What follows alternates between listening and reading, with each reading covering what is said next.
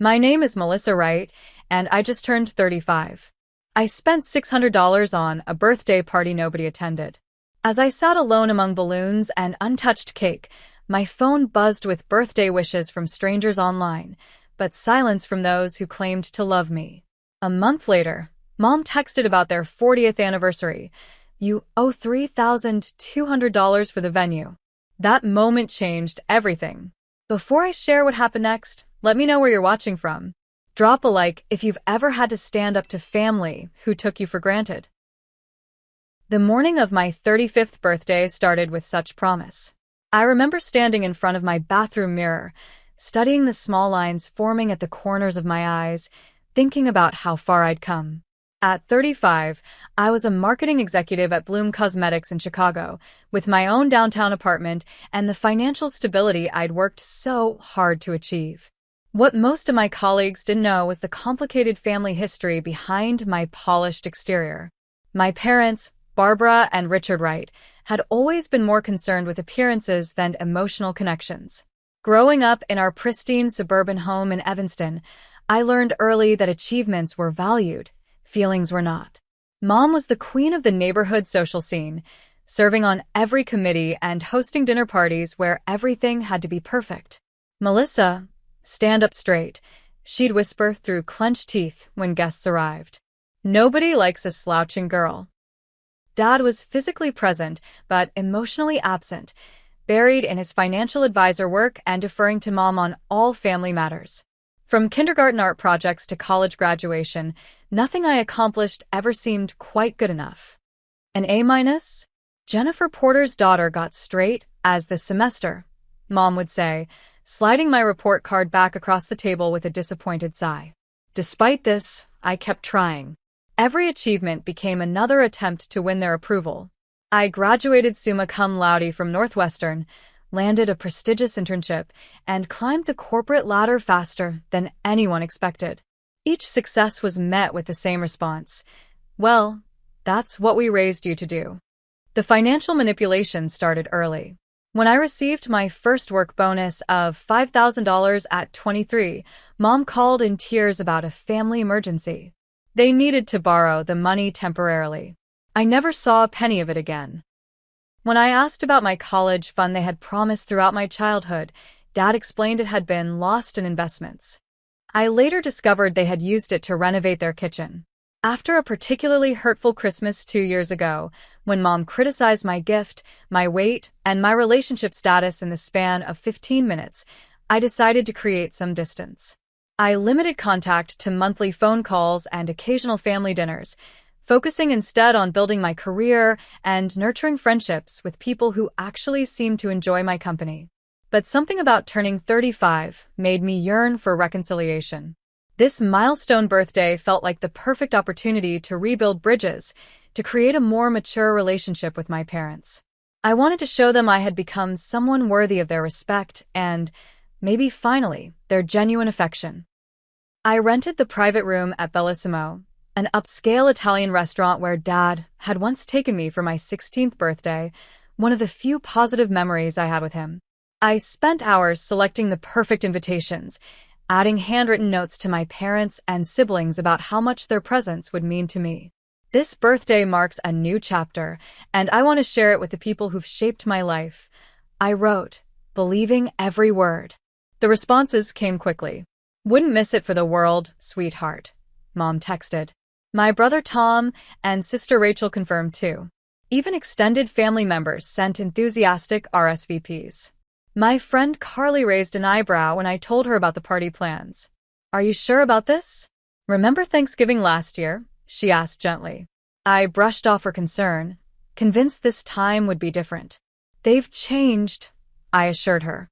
"We've all grown up a bit." The week before my birthday, I spent an entire Saturday shopping for the perfect outfit. I settled on a deep blue dress that made me feel confident and beautiful. As I stood in the dressing room, I imagined heartfelt conversations with my family, perhaps even an emotional toast from Dad acknowledging my accomplishments. For once, I allowed myself to hope. The morning of the party, I woke up with butterflies in my stomach. I spent extra time on my hair and makeup, carefully applied the perfume my sister had given me last Christmas, and arrived at Bellissimo an hour early to add personal touches to the room. I placed framed photos from happier family moments on the welcome table, arranged the party favors I'd carefully selected for each guest, and made sure the three-tier birthday cake was positioned just right at the center of the main table. As the clock ticked closer to the party's start time, I stood by the entrance, heart pounding with anticipation. I truly believed this would be the beginning of a new relationship with my family. I had no idea I would be spending my 35th birthday completely alone, or that it would set in motion events that would change everything. 6 o'clock came and went. I stood by the restaurant entrance, smoothing my dress and checking my phone every few minutes. Chicago traffic, I murmured to Mario, the maitre d', who kept glancing my way with increasing sympathy. By 6:30, I had texted both my parents and siblings. Running late? The appetizers are delicious. I kept my tone light, pushing down the familiar feeling of anxiety rising in my chest. At 7, I called Mom's cell. It went straight to voicemail. Dad's rang 6 times before disconnecting. Tom's phone was off. Rachel sent a brief text. Something came up. So sorry. No explanation, no promise to arrive later. By 7:30, I was sitting alone at a table set for 16, with Mario and his staff hovering awkwardly nearby. Perhaps your guests are having transportation problems? He suggested kindly. The weather forecast mentioned possible rain. The sky outside was clear and starlit. At 8, I mindlessly scrolled through Instagram while picking at a plate of calamari. A post from my brother stopped my finger mid-scroll. It showed my parents, Tom and Rachel at Sullivan's Steakhouse. The caption read, "Family dinner with the originals. Some traditions are worth keeping." The timestamp was from 30 minutes ago.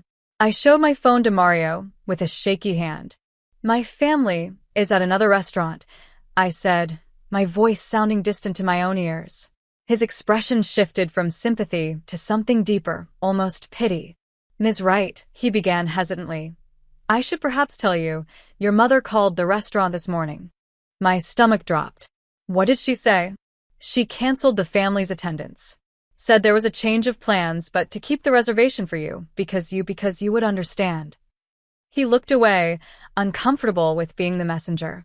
I sat back down, feeling the room spin slightly. They hadn't gotten stuck in traffic. They hadn't had last-minute emergencies.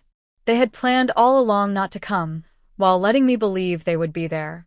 I was still sitting motionless when Janet, a co-worker, popped her head into the room. "Melissa, happy birthday."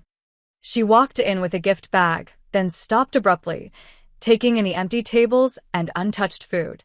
"Am I early?" "No," I managed. "You're actually the only one who came." Janet stayed for 30 minutes, making awkward conversation while I tried to maintain what little dignity I had left. When she left, I asked the staff to pack up the cake and paid the bill, $600 for food nobody ate. The drive home was a blur of streetlights and tears. I placed the untouched birthday cake on my kitchen counter and stared at it, the cheerful, "Happy 35th birthday, Melissa" inscription now seeming like a cruel joke. I spent the night analyzing every interaction with my family over the past months, searching for clues I might have missed. Had I offended them somehow? Was this punishment for the distance I'd created? Or was this simply who they had always been, and I had been fooling myself to think otherwise? The next morning, I forced myself to go to work, plastering on a smile when colleagues asked about my birthday celebration. It was quiet, just what I wanted. I lied. But Jessica from accounting pulled me aside after lunch. "Melissa, I need to tell you something," she said, looking uncomfortable. "Your mother called several of us last week." My heart sank. "What did she say?" "She told us you'd had to cancel your party because of a family emergency, but that you didn't want anyone to know because you didn't want pity." Jessica hesitated. "But Janet said she went and nobody was there." The humiliation burned through me.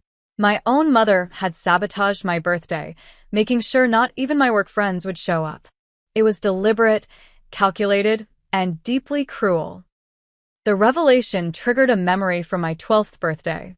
Mom had planned a party at our house, but the night before, she criticized my excitement as attention-seeking and immature.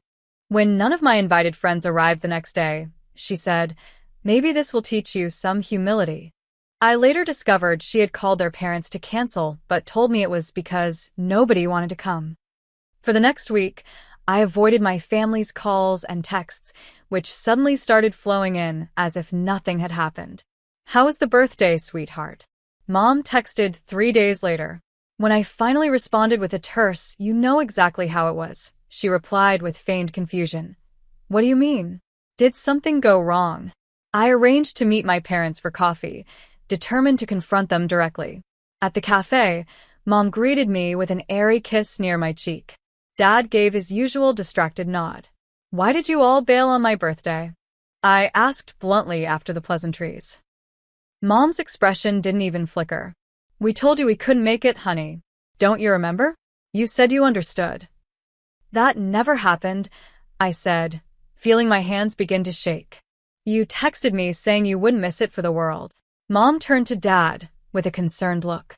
"Richard, I'm worried about Melissa's memory. Remember when she used to make things up as a child?" Dad merely shrugged. "You've been working too hard, Mel. Stress does funny things to the mind." I pulled out my phone and showed them the text conversation. Mom glanced at it dismissively. "I meant we wouldn't miss calling you on your birthday. Obviously, we had the family tradition at Sullivan's. We go every year for your birthday." It wasn't true. There was no such tradition. But as they continued to rewrite reality in front of me, I realized there was no point in arguing. They would never admit what they had done. I left the cafe feeling gaslit and diminished, exactly as I had countless times throughout my childhood. But this time, something had shifted inside me. The pain was evolving into something else, something harder and less forgiving. For the first time, I began to seriously question whether these people deserved any place in my life at all. 2 weeks after my birthday disaster, my uncle Frank called. He rarely reached out directly, so I was surprised to see his name on my caller ID. "Melissa, how are you holding up?" he asked, his voice gentle in a way that immediately put me on edge. "I've fine. Why?" There was a pause. "Your mom told everyone you had a mental breakdown at your birthday party. She said you screamed at the guests, and that's why everyone left." The blood drained from my face. "What?" There were no guests. Nobody came. Uncle Frank's sigh carried decades of familial knowledge. I figured it was something like that. "Look, kiddo, there's something you should know. Your parents have been, let's say, adjusting the truth about you to the rest of the family for years." Over the next hour, Frank revealed a pattern I had never fully grasped.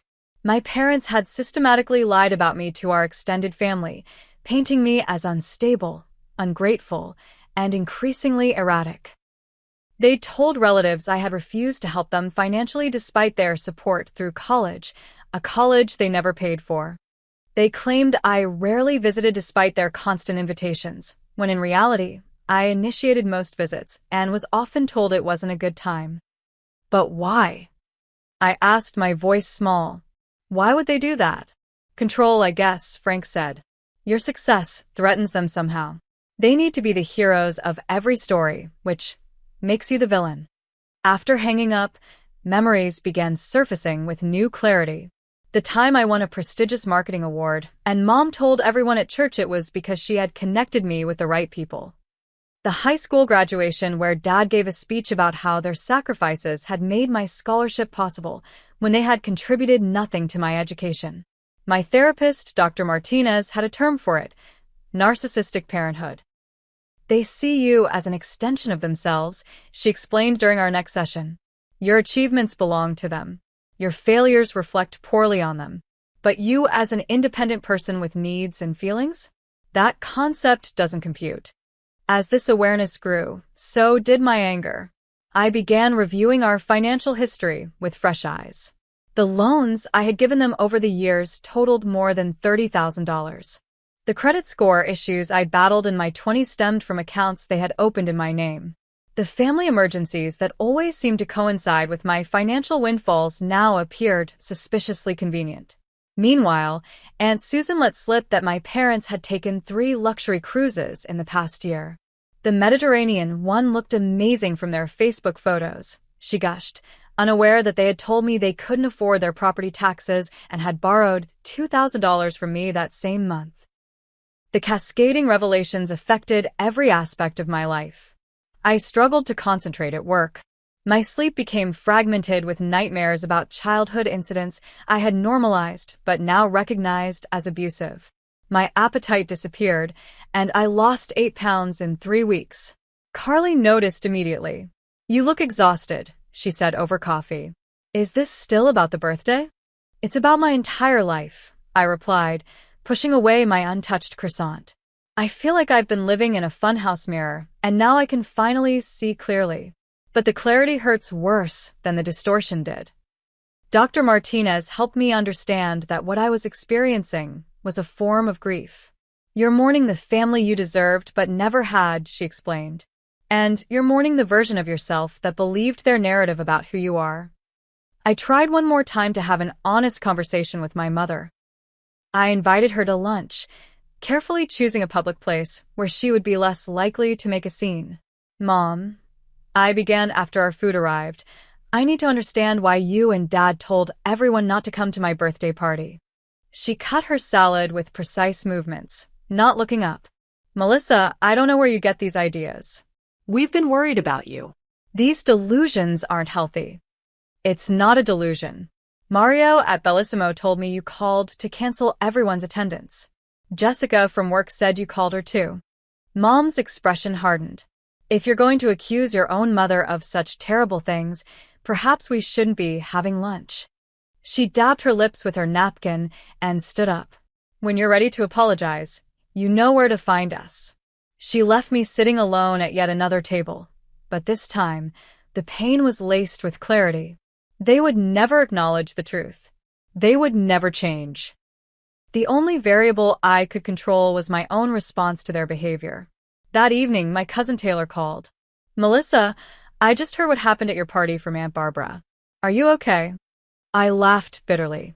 "Let me guess, she told you I went crazy and ruined everything?" "Actually, yes. But I didn't believe it. She's been doing this for years, making you out to be the problem. Why didn't anyone tell me?" The hurt of this secondary betrayal by extended family stung freshly. Taylor's voice was regretful.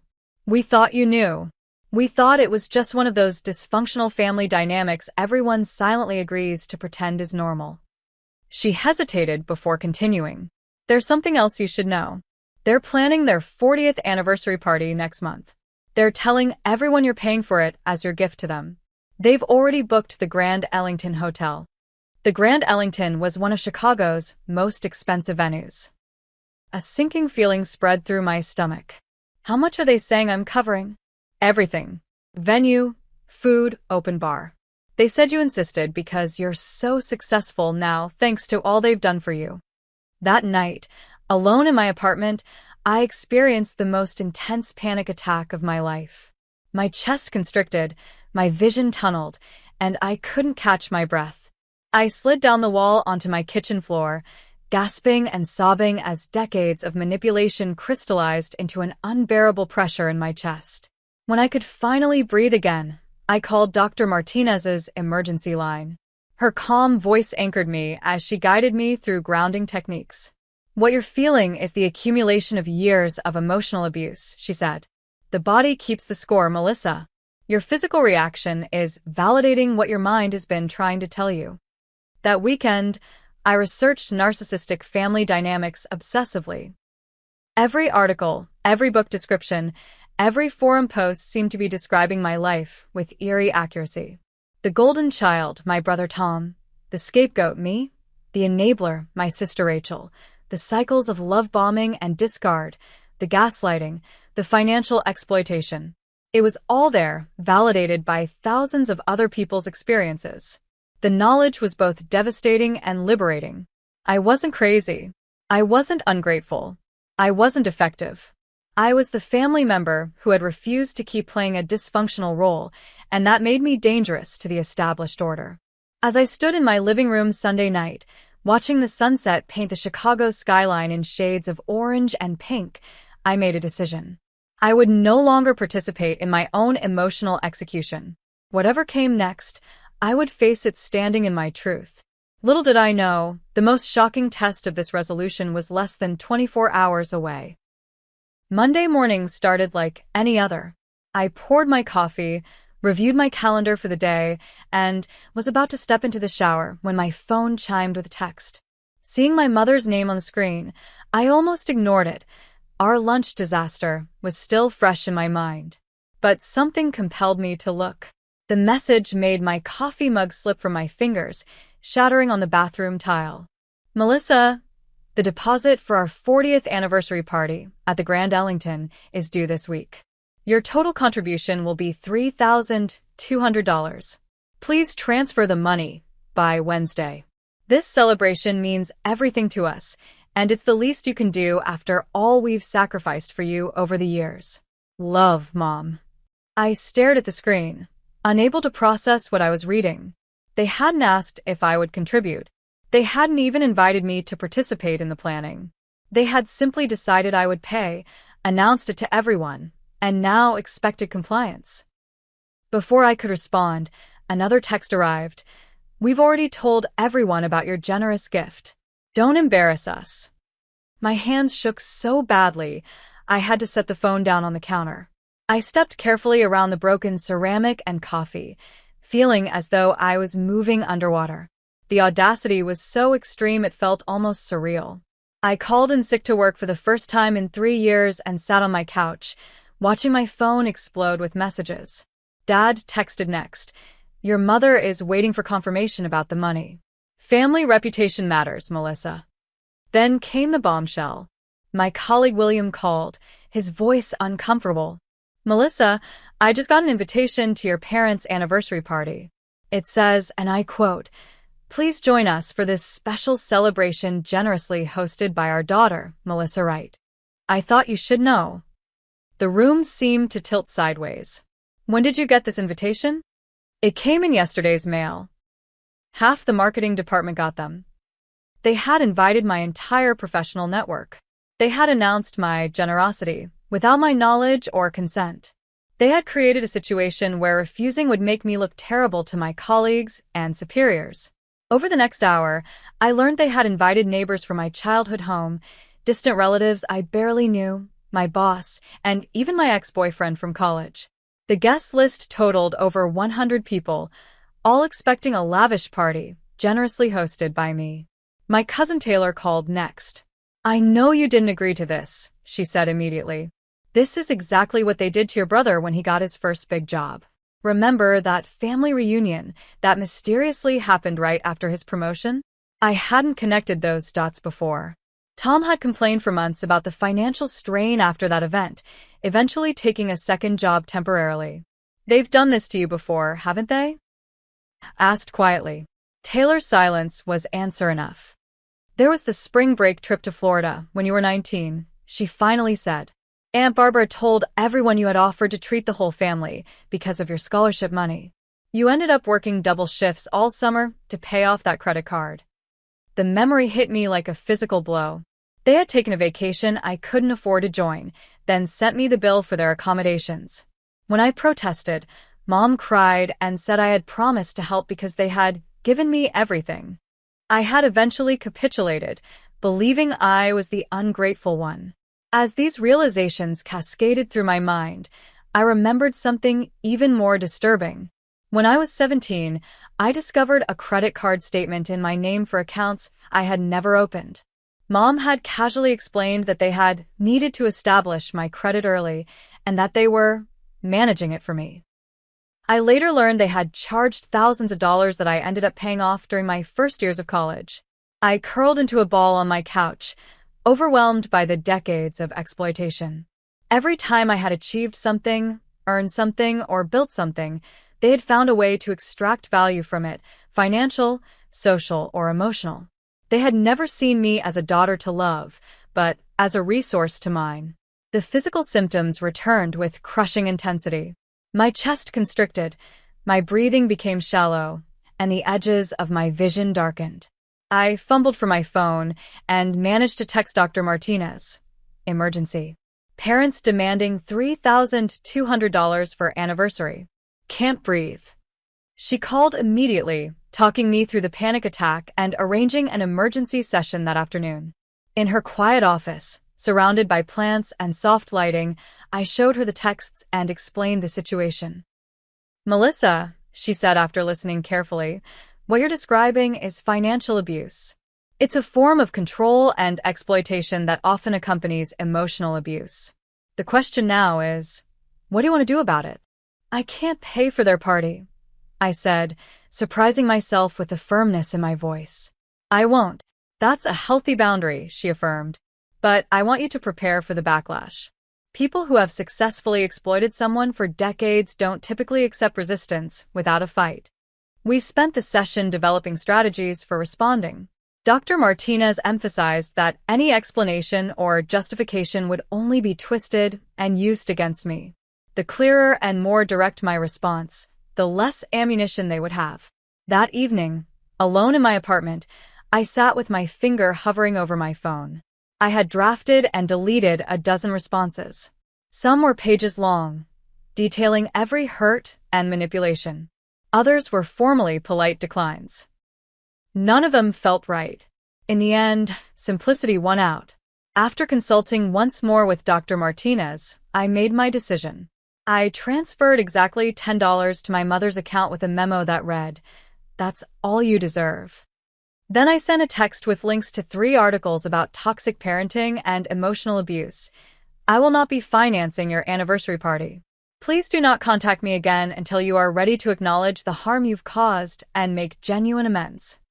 I turned off my phone, took a sleeping pill prescribed by Dr. Martinez, and fell into the first deep, untroubled sleep I'd had in weeks. Whatever storm was coming, I would face it in the morning. My phone had 57 missed calls when I turned it on the next morning. 34 voicemails. 83 text messages. Most were from my parents, but many came from relatives I rarely spoke with, all suddenly deeply concerned about my mental health and ungrateful attitude. The first voicemail from my mother was tearful.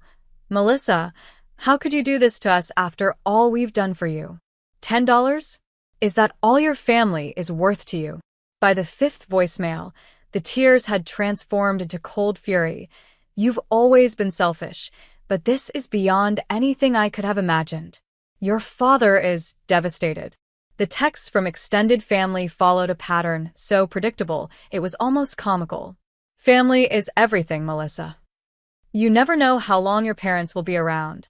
After all they've sacrificed for you, they just want to celebrate their love with everyone. This isn't the Melissa we know." My sister Rachel called, her voice tight with discomfort. Mom's hysterical. Mel. "Just pay for the party, and we can all move on." "Did you know they told everyone I was hosting it without asking me?" I countered. Her pause told me everything. "They were sure you'd want to do it. You're the successful one." "That's not how it works, Rachel. They can't volunteer my money without my consent." "It's just money," she argued weakly. "Is it worth tearing the family apart?" The family was already broken. I'm just finally acknowledging it. After ending the call, I sat in my kitchen with a strange sense of calm. The storm was raging around me, but I was in the eye of it, seeing clearly for perhaps the first time. I made 3 decisions that morning. First, I would not engage with the barrage of manipulative messages. Second, I would establish a period of no contact with my parents to protect my mental health. And third, I would develop a support system outside my biological family. Dr. Martinez approved of this plan during our next session. "The extinction burst," she explained, "is what behavioral psychologists call this escalation of toxic behavior when long-established patterns are disrupted. It gets worse before it gets better." "Will it get better?" I asked. "Your parents may never change," she said honestly, "but your life absolutely will improve as you establish and maintain healthy boundaries." I began the process of building a new foundation for myself. I joined a support group for adult children of narcissistic parents, where I met others with eerily similar stories. I started journaling daily, documenting both past incidents and current feelings to counteract the gaslighting. I recommitted to exercise, finding that long runs along Lake Michigan helped clear my mind. As Dr. Martinez predicted, my parents escalated their tactics. Mom showed up at my workplace unannounced, creating a scene in the lobby that required security intervention. Dad called my boss, claiming concern about my unstable behavior and suggesting I might need a leave of absence. Fortunately, my professional reputation was solid enough that these attempts backfired. I documented every call, every message, every unwanted appearance, on Dr. Martinez's advice. If this continues, she warned, you may need legal protection. 2 weeks after my refusal to pay, their anniversary party proceeded without my contribution. I learned from Taylor that they had dramatically scaled back the event, moving it from the Grand Ellington to the banquet room at their country club. The narrative they spread was that I had promised to host the celebration but had suffered some kind of breakdown and abandoned them at the last minute. Some believed them. Others, particularly those who had witnessed their behavior over the years, had their doubts. A small but significant number of relatives reached out privately to express support for my decision. The most surprising ally emerged in my brother Tom. He called one evening, his voice uncharacteristically subdued. I saw the text Mom sent you about the money, he said without preamble. That was wrong, Mel. Really wrong.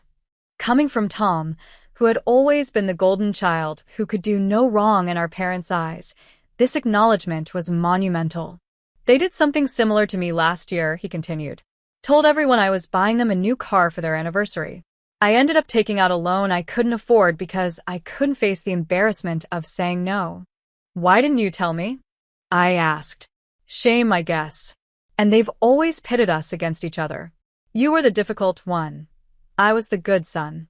It's taken me years to see how they engineered that dynamic. His support strengthened my resolve. When Aunt Judith called to berate me for abandoning my parents, I calmly replied, I understand you've heard their version of events.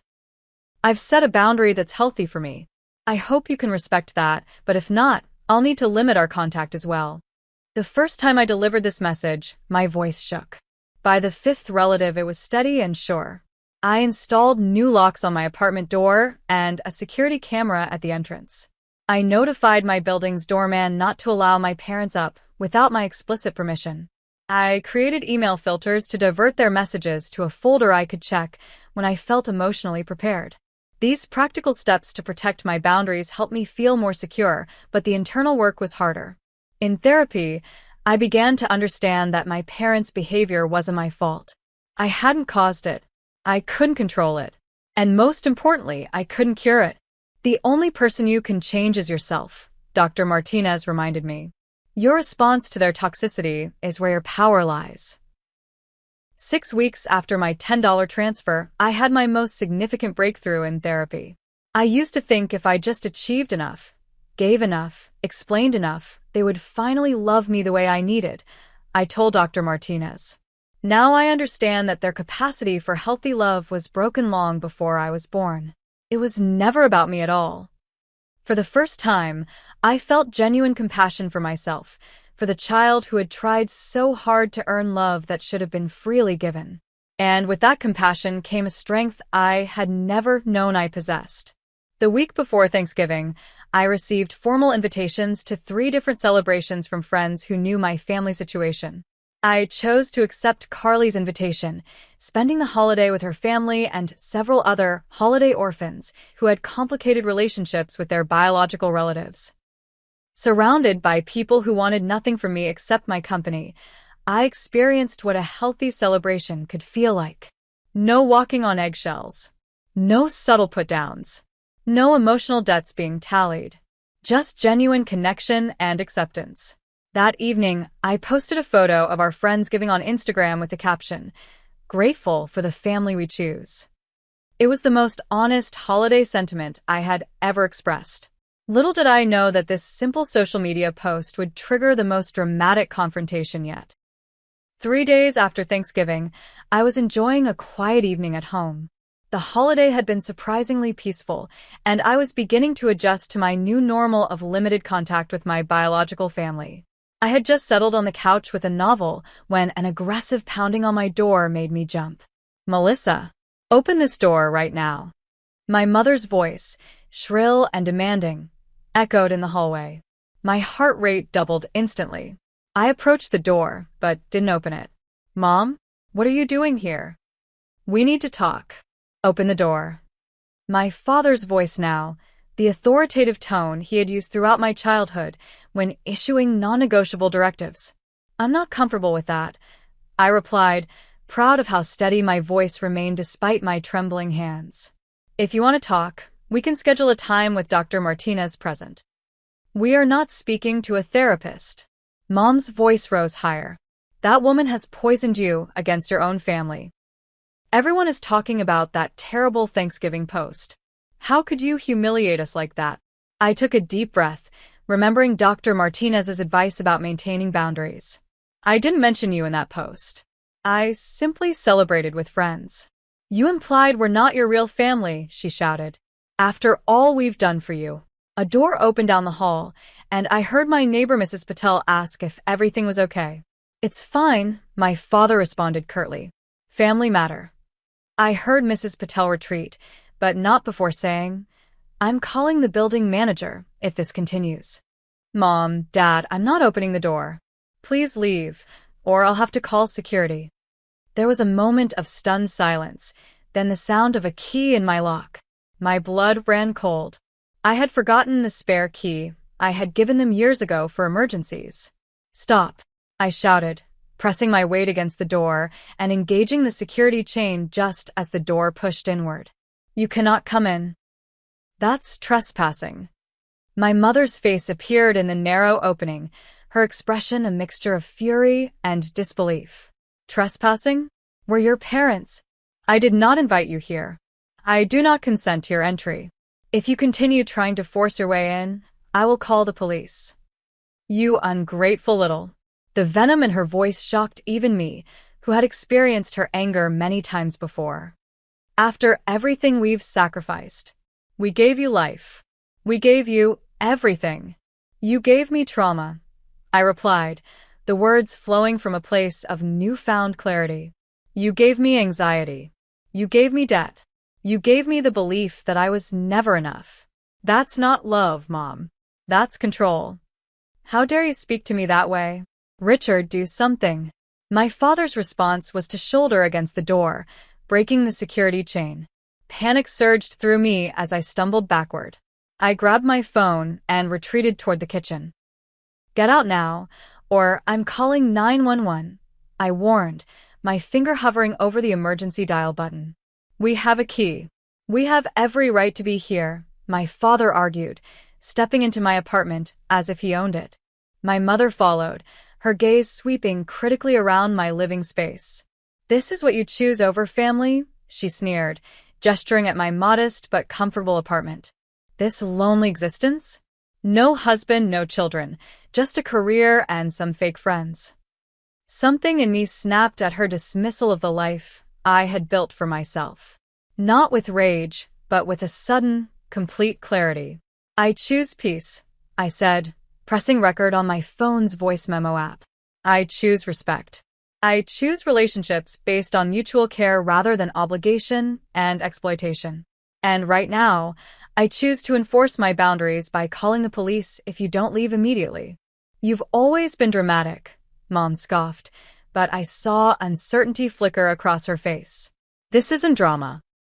This is self-respect. I held up my phone. I'm recording this interaction. You've broken into my home against my explicit refusal. Leave now, or face the consequences. My father took a step toward me, his face darkening. You think you're so much better than us now with your fancy job and downtown apartment. You know what your problem is, Melissa? You've forgotten where you came from. You've forgotten who made you. I made me, I replied, my voice stronger than I had ever heard it. Despite you, not because of you. Mother's face contorted with a rage I had never seen before, even in her worst moments. You were always impossible to love, she hissed. Always demanding, always needing attention. Do you know how exhausting it was to have a child like you? The other mothers pitted me. The words were meant to devastate me, to reach into my deepest insecurities and shatter my newfound strength. A month ago, they might have succeeded. But now, they only confirmed what I had finally come to understand. Her inability to love me properly had never been my failure. "I'm sorry you feel that way," I said simply.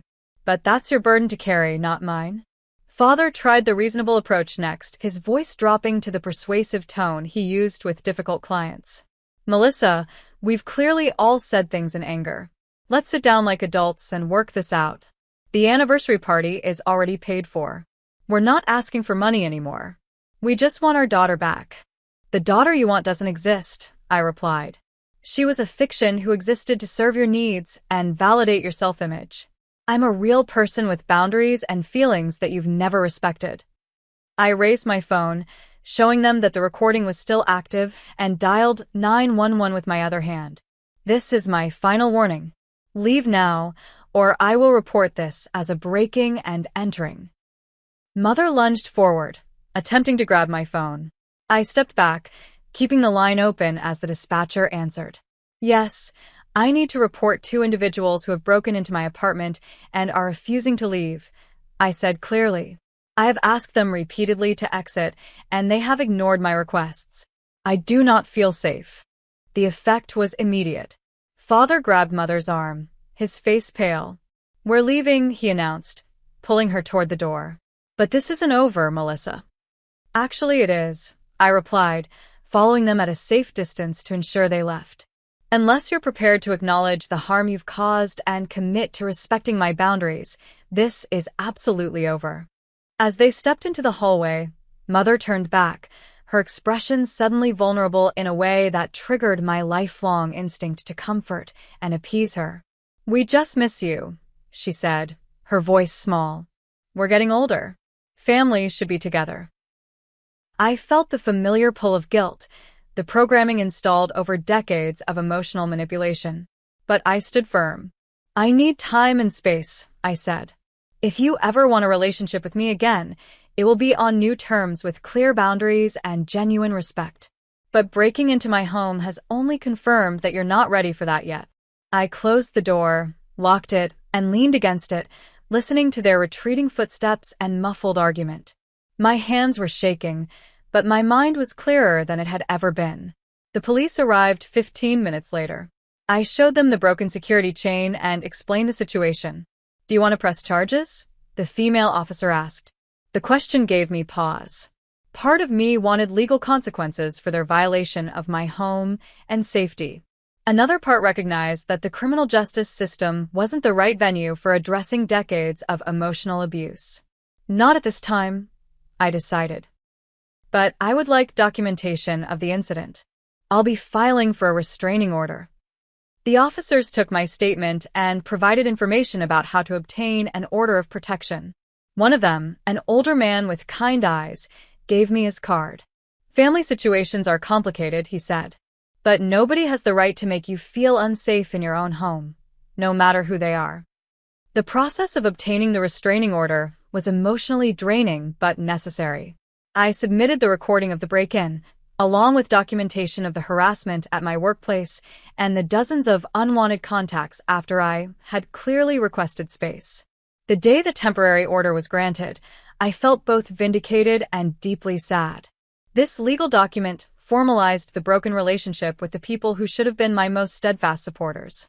Yet it also represented my commitment to protecting myself from further harm. The family divided into factions after news of the restraining order spread. Some relatives cut contact with me entirely, unable to reconcile their image of my parents as pillars of the community with the evidence of their behavior.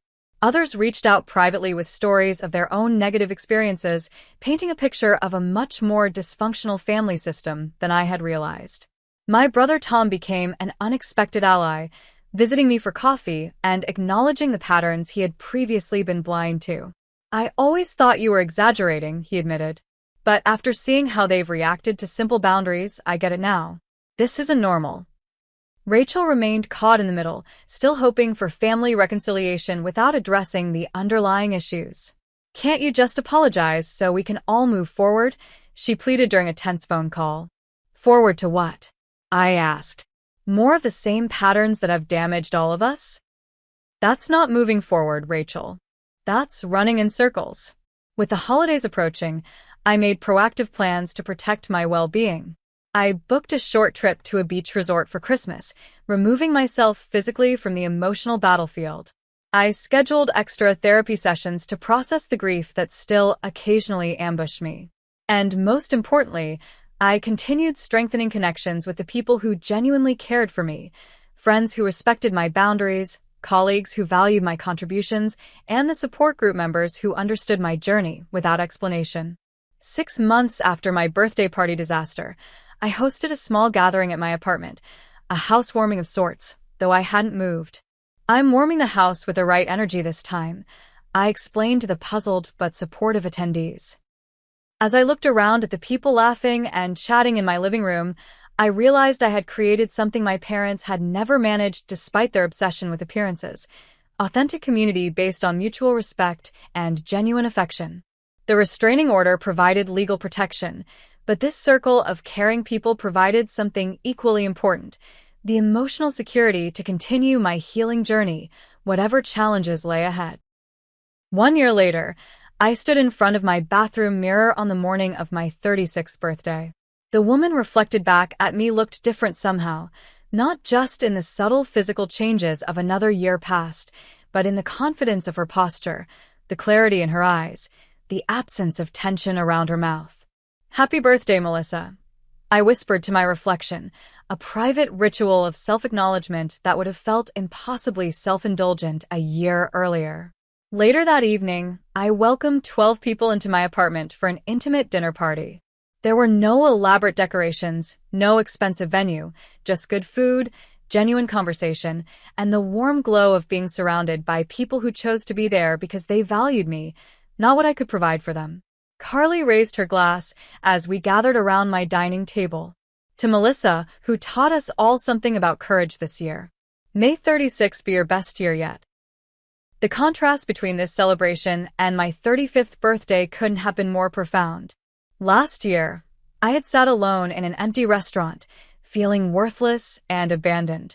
This year, I was surrounded by connection that felt authentic and nourishing. My healing journey over the past year hadn't been linear. There were days when grief overwhelmed me, when I questioned my decision to establish such firm boundaries with my family.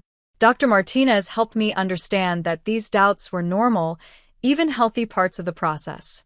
"You're not grieving the relationship you had," she explained during one particularly difficult session. "You're grieving the relationship you deserved but never received. That's a legitimate loss." Through weekly therapy, support groups, and extensive reading, I had begun to understand the generational nature of my family's dysfunction. My mother's own childhood had been marked by emotional neglect and impossibly high expectations. My father had grown up with an alcoholic mother and absent father. They had recreated the only relationship patterns they knew, perpetuating cycles of control, emotional manipulation, and conditional love. This understanding didn't excuse their behavior, but it helped me contextualize it. Their treatment of me had never been about my worth or lovability. It had been about their own unhealed wounds and limited emotional capacity. 3 months after the restraining order expired, my mother reached out with a carefully worded email. It wasn't the heartfelt acknowledgement of harm I might have hoped for, but it also wasn't filled with the usual accusations and guilt trips. She requested a meeting to discuss moving forward as a family. After consulting with Dr. Martinez, I agreed to meet them in a public cafe, with conditions clearly stated in advance. No discussions of money, no blame shifting, no recruitment of other family members to pressure me. To my surprise, they accepted these terms. The meeting was awkward but civil. My mother had aged visibly, the lines around her mouth deeper, her hair showing more gray than I remembered. My father seemed smaller somehow, less intimidating than the figure who had loomed so large in my childhood fears. "We've been seeing a counselor," Mom said after we had exchanged stilted pleasantries. "Pastor Jim suggested it after what happened at your apartment." It wasn't exactly an acknowledgement of their breaking and entering, but it was closer than I had expected. The counselor suggested we might have some issues with boundaries, Dad added, clearly uncomfortable with the terminology. He gave us some books to read. I nodded, maintaining the neutral expression I had practiced with Dr. Martinez. I'm glad you're getting support. We miss you, Melissa, Mom said, her voice catching slightly. The family isn't the same without you. In the past, such a statement would have activated my guilt and sense of responsibility for their emotional well-being. Now, I recognized it as an expression of their feelings, not an obligation for me to fulfill. I understand, I replied. I've missed aspects of family connection too. But I need more than just missing each other to rebuild a relationship. I need acknowledgement of the patterns that were harmful and consistent respect for my boundaries moving forward. They exchanged glances, and I could see them struggling with the request. Acknowledgement meant admitting fault, something that had been anathema in our family culture. We didn't always get it right, Dad finally offered. Parenting doesn't come with a manual. It wasn't the deep recognition I hoped for, but it was a tentative first step. We agreed to occasional brief contacts, a monthly phone call, holiday cards, perhaps a coffee meeting every few months. Each interaction would be an opportunity to establish healthier patterns, with the understanding that I would step back again if old behaviors reemerged. Some might view this limited contact as a failure, an incomplete reconciliation. I saw it as a realistic approach that protected my well-being while leaving space for potential growth. A true forgiveness, I had learned, wasn't about pretending the harm never happened. It was about releasing the expectation that those who hurt you could ever fully make it right. My relationship with extended family evolved as well. Some relatives remained firmly in my parents' camp, viewing me as the unreasonable one who had disrupted family harmony. Others maintained connections with both sides, careful not to take positions or relay messages. A small but significant group became closer to me, appreciating the authenticity that had emerged from my boundary setting. The most unexpected development came in my relationship with my brother Tom. After our parents' attempt to break into my apartment, he had begun his own journey of examination and healing. We started meeting monthly for dinner, carefully rebuilding a sibling relationship that had been distorted by our parents' triangulation and favoritism. I think I was always jealous of your courage, he admitted during one of these dinners. You questioned things I never dared to. You saw the dysfunction I pretended not to notice. Professional success came alongside my personal growth. The energy I had previously expended managing family drama and seeking approval was now channeled into creative projects and genuine connections. I received a significant promotion at work, began mentoring junior colleagues, and even started dating someone who respected my boundaries and supported my healing journey. As my 36th year unfolded, I came to understand that families exist on a spectrum. Some are nurturing gardens where individuals can flourish. Others are battle zones where survival requires armor and vigilance. Most fall somewhere in between, with mixtures of health and dysfunction that ebb and flow over time. My parents had created an environment that was fundamentally unsafe for my authentic self. Their love had been heavily conditional, their support riddled with control mechanisms, their approval impossible to secure permanently. Acknowledging this reality wasn't an act of blame, but of clarity, the necessary foundation for building a different kind of life.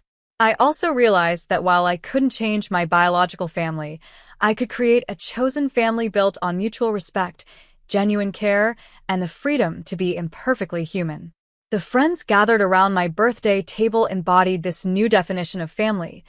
People who celebrated my successes without envy, supported me through challenges without keeping score, and loved me for who I was, not for what I could provide. The most profound lesson of my 35th year wasn't about family dynamics or narcissistic patterns, though understanding those had been crucial to my healing. The deepest wisdom I gained was about my own inherent worthiness, a value that existed independent of achievement, appearance, compliance, or usefulness to others. As we finished our birthday meal and moved to the living room for dessert, I felt a sense of peace that had once seemed impossible. The wound of last year's birthday had transformed into something unexpected, a gateway to authentic living. Have you ever had to draw difficult boundaries with family members who couldn't see your worth? How did you find the strength to stand up for yourself? And what did you learn in the process? Share your experience in the comments below. Remember that your story might be exactly what someone else needs to hear today. If this resonated with you, please like and subscribe to support more content about healing and growth. And know that wherever you are in your journey, you deserve relationships that honor your inherent worth. Thank you for being here with me today.